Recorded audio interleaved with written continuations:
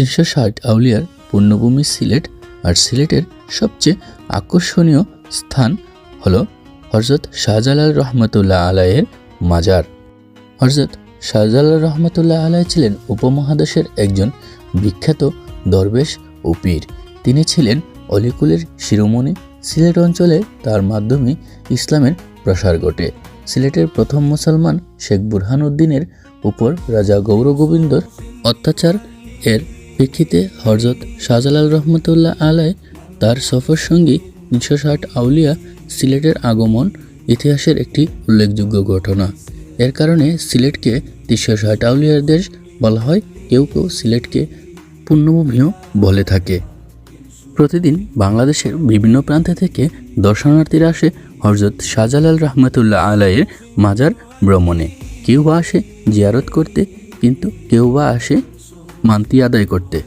অনেকে সাথে গরু, ছাগল, হাঁস, মুরগিও নিয়ে আসে তাদের মান্তি আদায় করার জন্য। এখানে সারা রাত সারা দিন মানুষ ভরপুর থাকে। শুক্রবার এবং শনিবার আরও বেশি মানুষ আসে এখানে। হাজার হাজার জালালি কবুতরও আছে। হযরত শাহজালাল রহমতুল্লাহ আলাইয়ের মাজারের প্রধান আকর্ষণ হলো জালালি কবুতর। এখানে প্রতিদিন দর্শনার্থীরা যারা আসেন তারা এই জালালি কবুতরকে খাওয়ায়।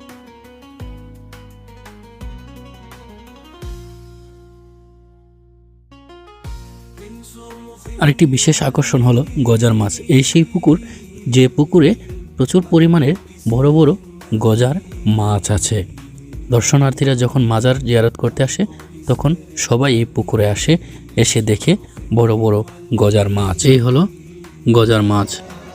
যখন খাবার দেওয়া হয় তখন গজার মাছ কিনারে আসে, এসে খাবার। এটা হলো মাজারে ঢোকার প্রধান ফটক।